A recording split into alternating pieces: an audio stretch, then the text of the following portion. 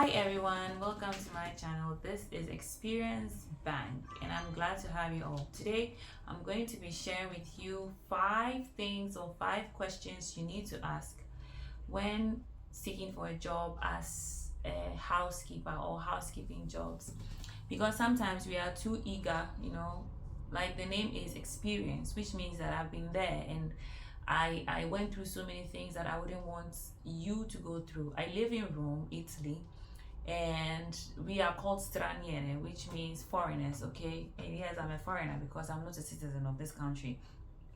But then again, looking for a job can be challenging here. And so sometimes when we find jobs, we are so eager, we are so happy to just start without asking the right questions. So today I'm going to be sharing with you 5 questions to ask your employer before you start working as a housekeeper. I can't believe all the problems of the day. Skydiving on the shards of the clouds, going in and out on my thoughts, can't feel my pulse. I put my life on pause, cause I'm infatuated about watching greatness unfold. Haters walk around with the blindfold, saying nah, what you doing ain't possible. Wanna put a chokehold on my potential. Welcome back. So let's get right into it. First question to ask your employer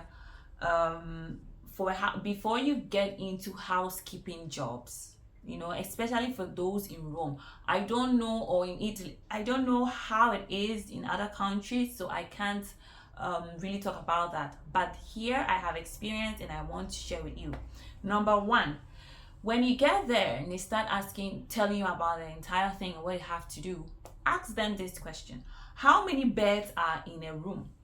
Because sometimes you get into the job and you realize that you have 3 beds, not just single beds, but 3 matrimonial beds, or matrimonial bed and 2 single beds, or sometimes you are making a room for 5 people. Okay, and you are asked to do that in just 30 minutes. So ask yourself, how can you fix a room for 5 people with about 3 beds in just 30 minutes? And you're not just making the beds, you're going to clean the floors, you're going to dust, you're going to clean the bathroom, you're going to put the towels, you're going to do all these things.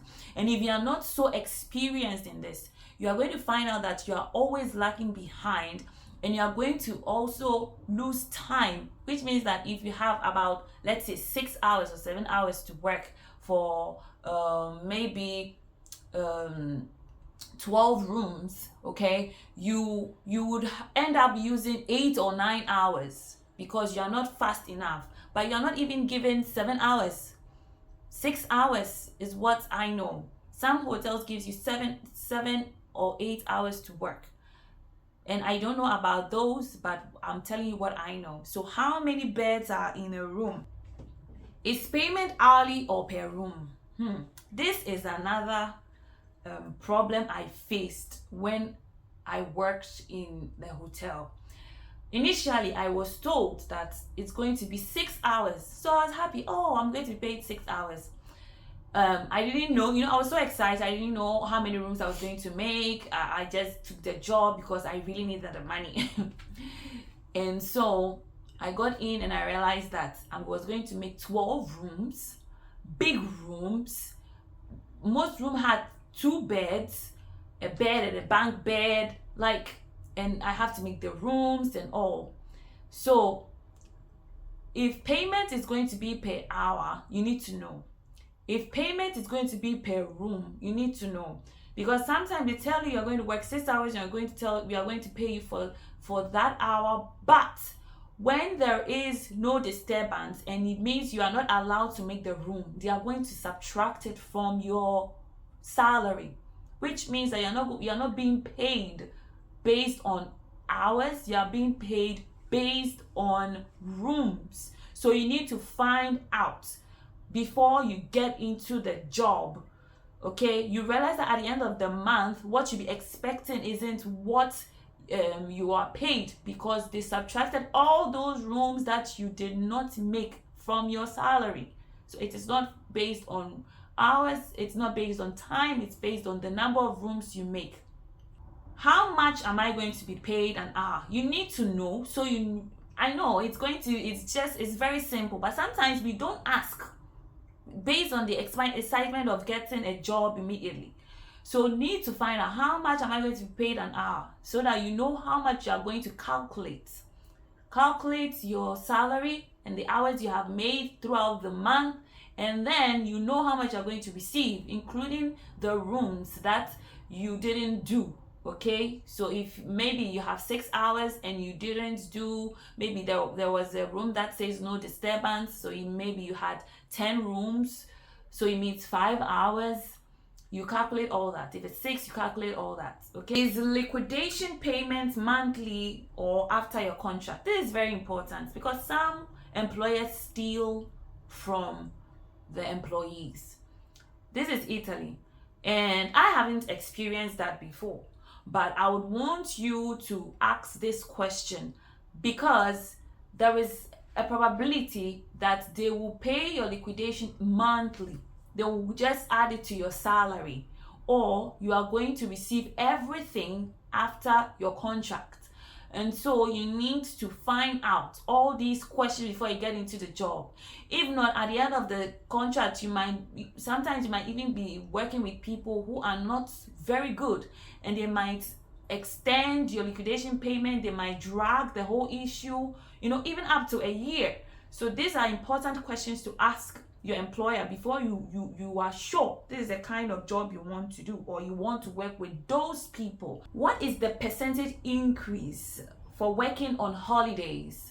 What is the percentage increase for working on holidays? So when you work on holidays, you're supposed to get some amount of money, so if you worked on holidays, you need to receive more than the money you're going to get that day. So you need to find out. If not, and you need to know, so you are able to calculate it yourself. Don't leave that to your employer, because they want to pay you, but they want to pay you. They want people to work for them. Yes, but sometimes paying someone, not me, but some people find it difficult to even pay their their employees after they've worked for them.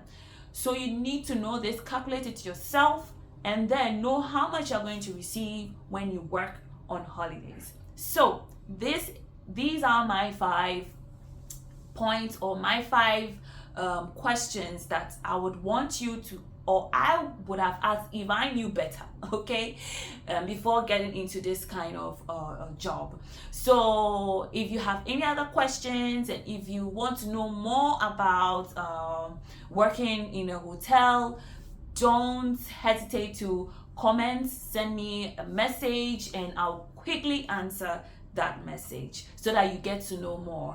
I'm also going to share my email so that you can just email me, and I can just help you out to know more about this. And I'm going to try, for my Italian speakers, I'm going to try to do this video in Italian another time. Nah, what you doing ain't possible. Wanna put a chokehold